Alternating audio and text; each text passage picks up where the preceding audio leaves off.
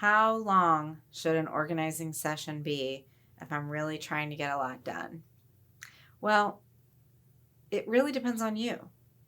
If you have any brain-based challenges like ADHD, depression, and you're working with that as well as having that overwhelm from all the clutter or all the stuff that you just don't want anymore in your home, then maybe we might suggest a longer session if you can take breaks.